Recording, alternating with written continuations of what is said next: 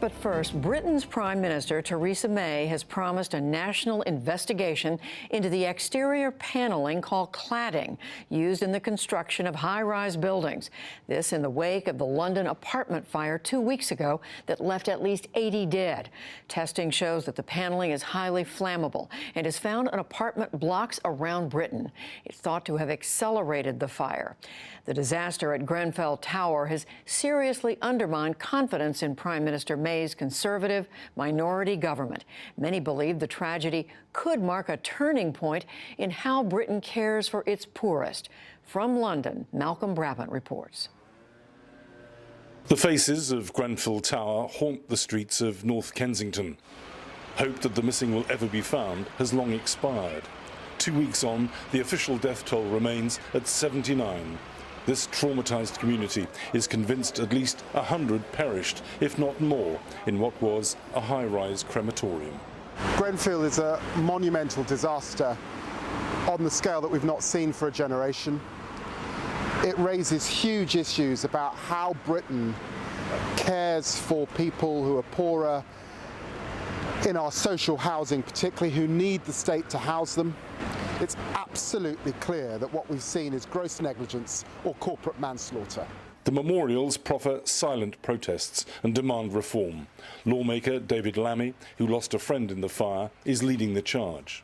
At its heart, Brits like to see themselves as fair and as tolerant. What they saw in Grenfell has alarmed them. They really saw the face of a welfare state that's largely disappeared. I do believe Grenfell's a turning point. It's our Hurricane Katrina moment.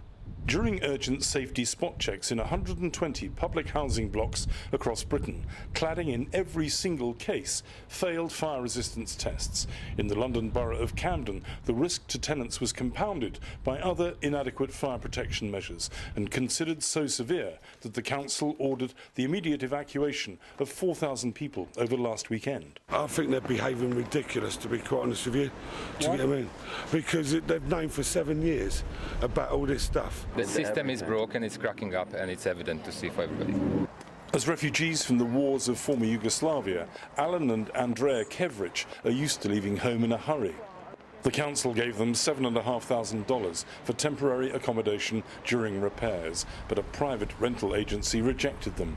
They actually realized who we are, that we are plebs from social housing, and they don't want us there. This is reality, how people are treated in this country.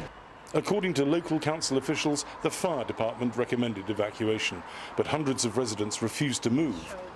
The Kevriches, who have 4 children, are uncertain about their immediate future in a country that's become their home.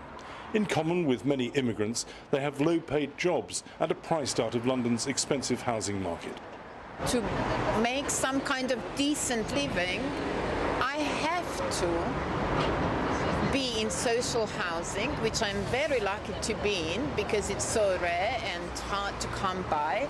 I was lucky to get it, and so my rent, it's considerably reduced. But even with that, we just make the ends meet. The divide between rich and poor, unfortunately, only gets exposed with a worse kind of disasters. History will teach us as well that that's the only way when we can actually ask for change. The crisis coincides with a slew of reports highlighting poverty in Britain. The UN Children's Agency, UNICEF, says Britain has some of the highest levels of hunger and deprivation amongst the world's richest nations. It claims that 1 in 3 British children experience poverty in terms of food, clothing and social activities. The housing charity Shelter warns 1 million families could be made homeless by 2020. Volunteers at this food bank in the heart of London are taking delivery of donations that will help sustain 50 people. The food bank charity Trussell Trust is reporting today that 4 in 5 of its clients are going hungry for days at a time. A big group are those on not receiving their benefits, benefit delays. The next biggest group are low income. And these are people who are just managing, and one crisis, a cancelled day's work, an additional bill, a sick child, any of those issues can tip them into desperately needing more assistance. Dr. Youssef El-Gingihi, a general practitioner and author who's campaigned against cuts in the National Health Service, believes that Britain's political tide is turning irrevocably. Austerity kills. This terrible tragedy with the Grenfell Tower fire has unfortunately become this grim monument, this rather ghastly memorial for the Conservative government's austerity regime of massive cuts to public spending, particularly on public services. The argument about austerity erupted in Parliament today. Order. Questions to the Prime Minister. Jeremy Corbyn. This disregard for working class communities, the terrible consequences of deregulation and cutting corners, I urge the Prime Minister to come up with the resources needed to test and remove cladding, retrofit sprinklers, properly fund the fire service and the police, so that all our communities can truly feel safe in their own homes. The cladding of tower blocks did not start under this government. It did not start under the previous coalition government. The cladding of tower blocks began under the Blair government. It's been 10 years since Tony Blair was Prime Minister. Under Corbyn, Labour has returned to its socialist roots, and a rock-star welcome at last weekend's Glastonbury Music Festival showed his popularity amongst young people. Is it right that so many people in our country have no home to live in and only a street to sleep on? Is it right that so many people live in such poverty in a society surrounded by such riches? No, it obviously is not. Did you like it? Conservatives like Camden councillor Claire Louise Leyland are fighting Corbyn's portrayal of the Conservatives as uncaring.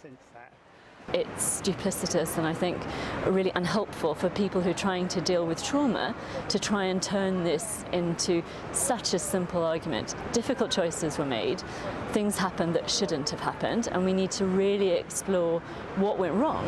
As the politicians fight for the moral high ground over Grenfell, there is yet another report about divided Britain by a commission which says that successive Labour and Conservative governments have failed to reduce the gap between the haves and the have-nots. The Social Mobility Commission warns that unless there is urgent and radical reform, the divisions in Britain will get even wider, threatening social cohesion and economic prosperity. For the PBS NewsHour, I'm Malcolm Brabant in London.